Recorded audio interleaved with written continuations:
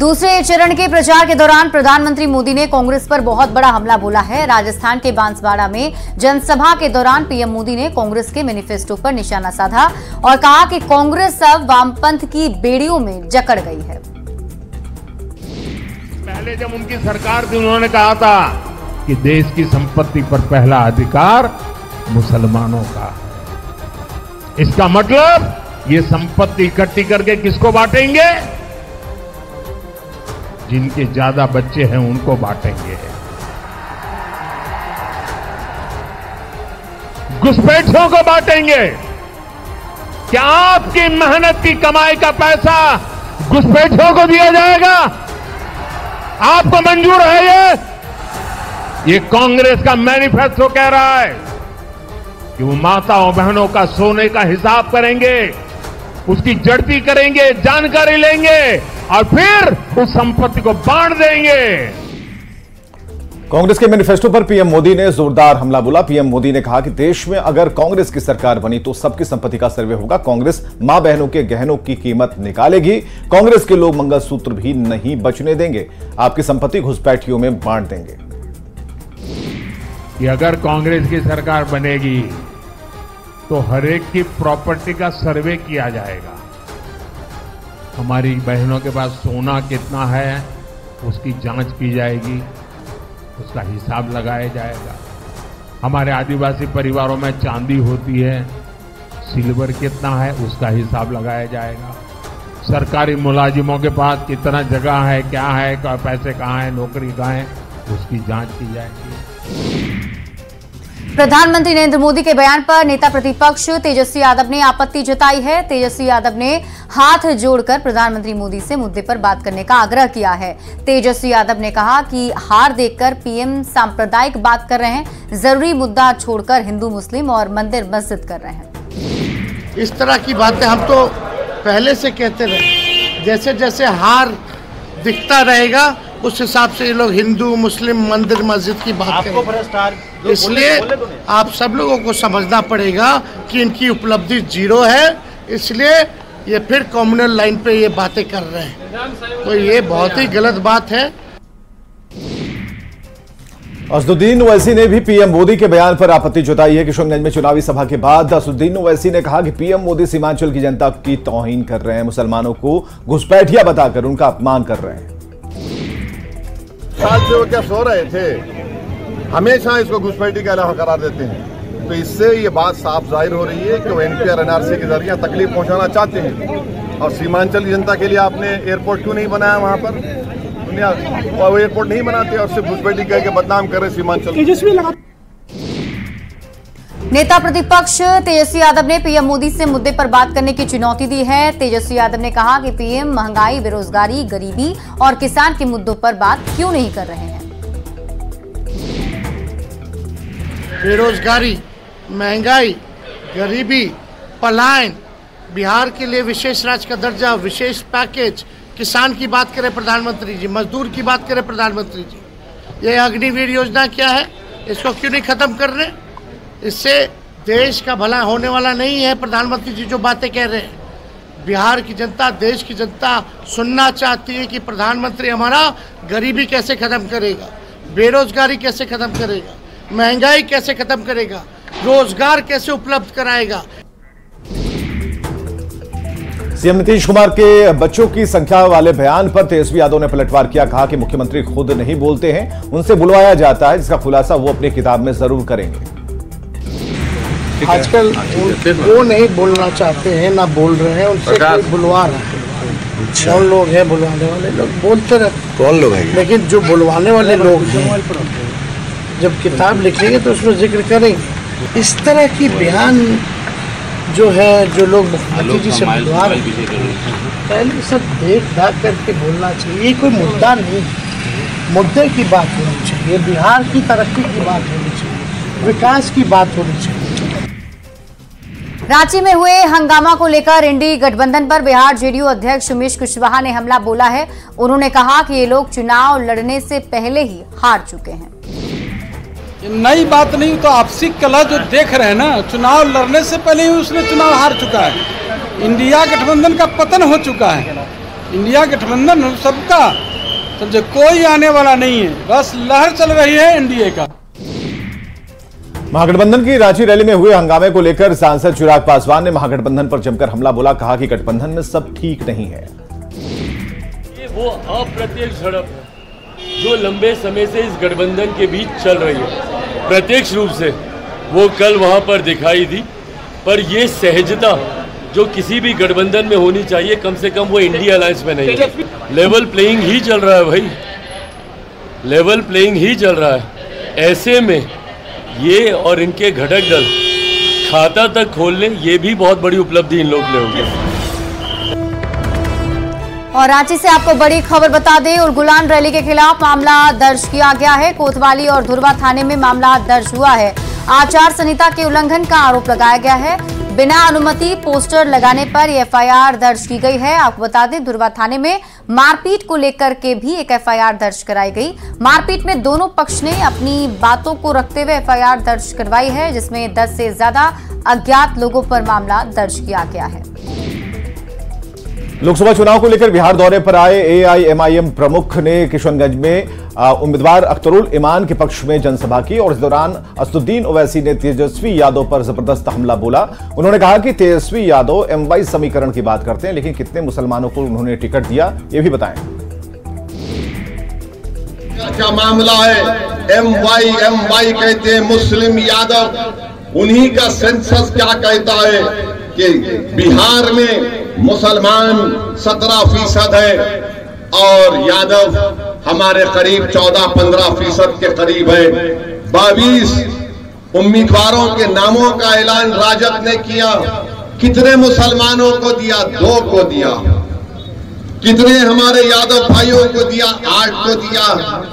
अरे भाई, आप सिर्फ यादवों को टिकट देना है तो 2 हम कहती है एमवाई।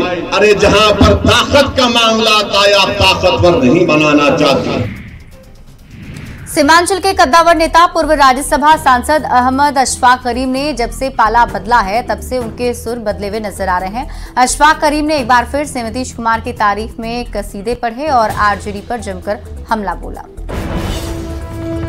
और दिल्ली से बड़ी खबर है, अरविंद केजरीवाल की जमानत पर दाखिल जनहित याचिका खारिज कर दी गई है। दिल्ली हाईकोर्ट ने याचिका को खारिज किया और असाधारण जमानत देने की मांग की गई थी। याचिका में याचिकाकर्ता पर 75,000 का जुर्माना भी लगा दिया गया है। और सूत्रों के हवाले से आपको एक और बड़ी खबर बता दें, कांग्रेस के राष्ट्रीय अध्यक्ष मल्लिकार्जुन खड़गे ने पीएम मोदी से मिलने का समय मांगा है। पीएम मोदी को कांग्रेस का घोषणा पत्र सौंपेंगे। पीएम मोदी ने घोषणा पत्र पर निशाना साधा था, जिसको लेकर राजनीति अब गर्म आती हुई नजर आ रही है, जिसमें अब कांग्रेस के राष्ट्रीय अध्यक्ष मल्लिकार्जुन खड़गे ने पीएम मोदी से मुलाकात का समय मांगा है। गोड्डा लोकसभा सीट से प्रदीप यादव को कांग्रेस पार्टी ने उम्मीदवार बनाया है और इस पर गोड्डा से बीजेपी उम्मीदवार निशिकांत दुबे ने कहा कि प्रदीप यादव 4 बार लोकसभा चुनाव हार चुके हैं।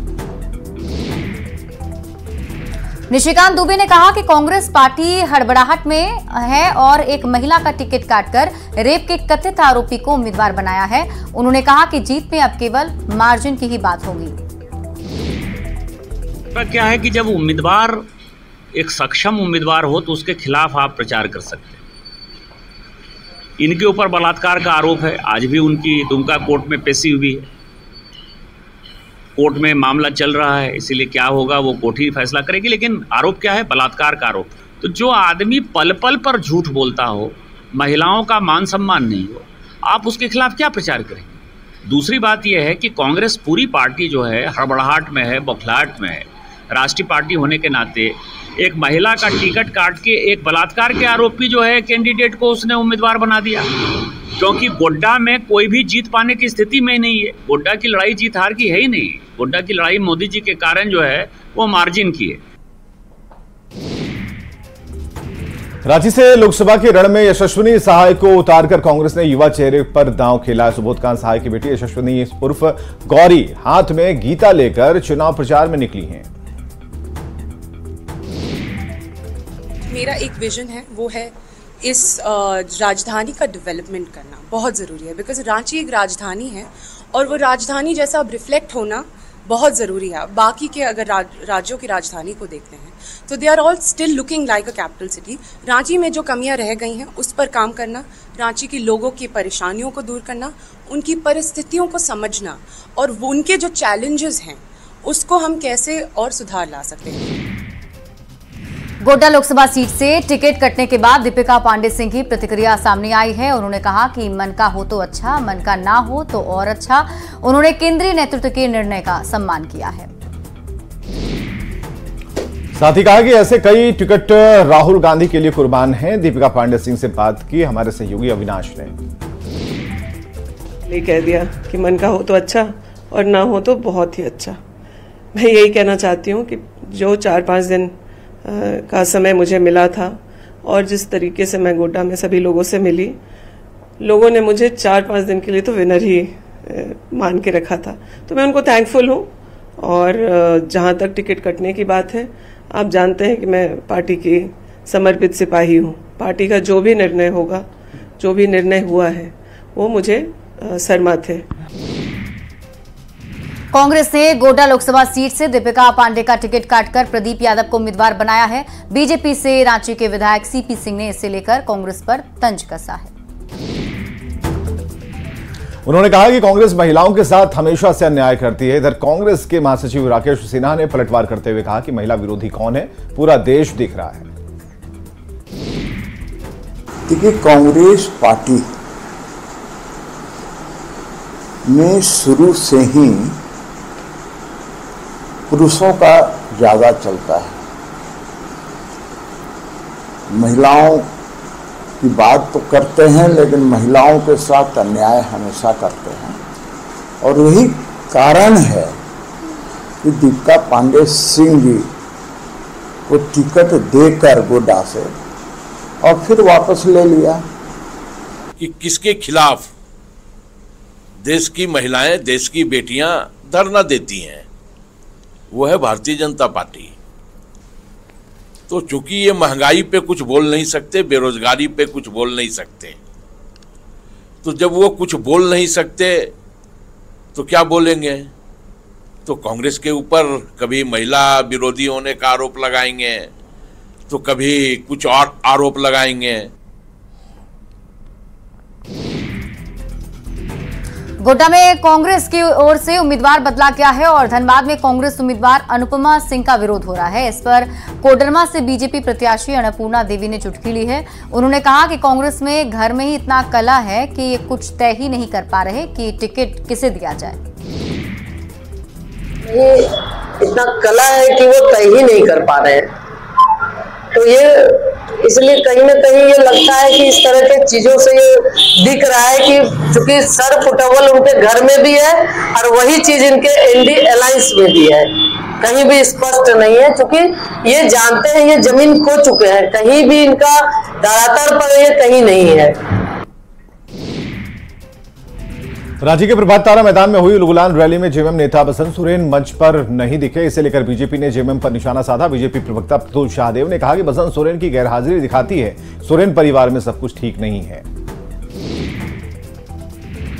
इधर बीजेपी के आरोप पर जेएमएम ने पलटवार किया है। बसंत सोरेन लोगों की देखभाल में जुटे थे, ऐसा बताया गया और कहा कि कल की भीड़ से बीजेपी विचलित हो गई है। कल्पना सोरेन जी को प्रोजेक्ट करने की ये रैली थी और बसंत सोरेन आते हैं तो स्टेज शेयर करना पड़ता, तो उनको हमारी जानकारी के अनुसार उनका बोलने वालों की सूची में भी नाम नहीं था। एक दिन पहले निरीक्षण करते हैं साहब, लेकिन रैली के दिन गायब दिखते हैं। तो परिवार के भीतर ही खाने में कुछ तो चल रहा है। बसंत सोरेन जी पूरे सुबह से शाम तक अपने क्षेत्र से आए हुए लोगों, जो करीब 32 बसों में सवार होकर दुमका विधानसभा से आए थे, उनकी पूरी देखरेख, खाना खिलाना, उनका रहने ठहरने, खाने पीने, फिर वापस भेजने के इंतजाम में लगे हुए थे। इन पर इसको इश्यू बनाना, ये तो हमारी पार्टी का बात है ना, हमारे परिवार की बात है। देखिए, ये लोग बिल्कुल जो कल का जनसैलाब इन्होंने देखा, तो ये एकदम विचलित हो गए। धनबाद में लोकसभा चुनाव को लेकर कांग्रेस और बीजेपी में जुबानी जंग जारी है। कांग्रेस उम्मीदवार अनुपमा सिंह के पति विधायक अनूप सिंह ने बीजेपी प्रत्याशी ढुल्लू महतो पर जात पात की राजनीति पर चुनाव लड़ने का आरोप लगाया। तो वहीं ढुल्लू महतो ने आरोप पर पलटवार करते हुए कहा है कि वे किसी की भावना से खेलकर चुनाव नहीं लड़ते और अनुकंपा पर विधायक नहीं बने हैं। जी को ये भी बताना चाहिए कि जो वो बैकवर्ड फॉरवर्ड की राजनीति करने पे उतरे हैं और लोगों को भड़काने का काम कर रहे हैं, उससे भी वो संस्कार को भी, ददई दुबे जी की संस्कार को भी अपनाना चाहिए कि ददई दुबे जी जब सांसद बने तो उन्होंने बैकवर्ड फॉरवर्ड, उन्होंने बाहरी भीतरी की लड़ाई को आगे बढ़ावा नहीं दिया, उन्होंने सभी वर्गों को लेके चलने का काम किया। अच्छा काम करके आगे बढ़े और दूसरे का होता है कि किसी को हम लंघी मार के गिरा के आगे बढ़े, तो ये जनता तय करेगा ना। जनता देख रही, सारा देख रही है, ऐसा कोई बात नहीं कि कौन क्या है नहीं है। देखिए हम अनुकंपा पर विधायक नहीं बने ना, हम संघर्ष पर विधायक बने। जो अनुकंपा पर विधायक बना उनको मन में बहुत संशय रहता है कि हम कुछ किए नहीं, क्या किए नहीं किए, उनका मन में क्या है नहीं जानते हैं। हम संघर्ष पर विश्वास करते हैं, संघर्ष पर कंपटीशन देके हम विधायक बने। हमको बदले में नौकरी नहीं मिला है। पलामू में चुनावी सरगर्मी तेज है। एनडीए गठबंधन प्रत्याशी विष्णुदयाल राम 24 अप्रैल को नामांकन भरेंगे और इस दौरान पूर्व केंद्रीय मंत्री वीके सिंह, झारखंड बीजेपी अध्यक्ष बाबूलाल मरांडी के साथ पार्टी के कई नेता शामिल होंगे। नामांकन से पहले मेतीनगर के शिवाजी मैदान में सभा का आयोजन किया गया है। इसमें पलामू गढ़वा के कार्यकर्ता और पार्टी के पदाधिकारी मौजूद रहेंगे।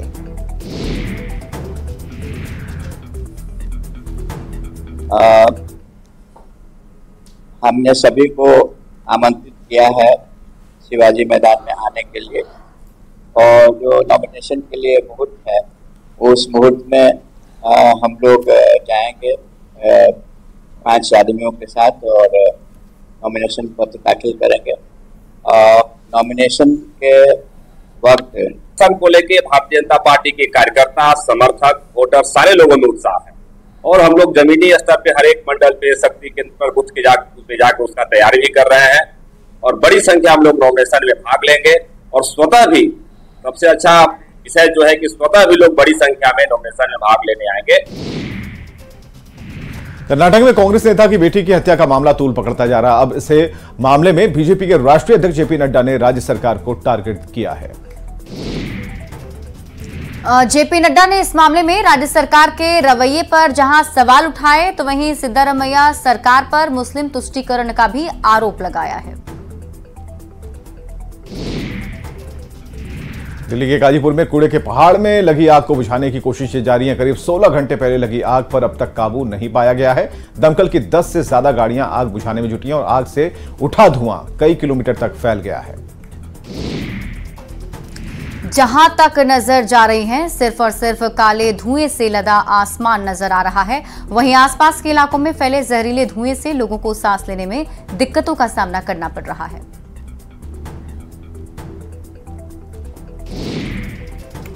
करीब हमें शाम को 6 बजे हमें कॉल मिली है कि गाजीपुर खत्ते में आग है और जो है यहाँ पर जो है 10-12 गाड़ी लगी हुई हैं, 10 के करीब हैं। 4 गाड़ी ऊपर लगी हुई है और जो बड़े बड़े बाउजर हैं वे नीचे खड़े हुए हैं, वे चढ़ नहीं सकते और आग बुझा रहे हैं। जेसीबी से काफ़ी मदद मिल रही है क्योंकि ढेर जो काफ़ी ऊंचा है, हीट भी ज़्यादा है, वहाँ पर जो है आग बुझाने में थोड़ी हीट के कारण भी दिक्कत आ रही है।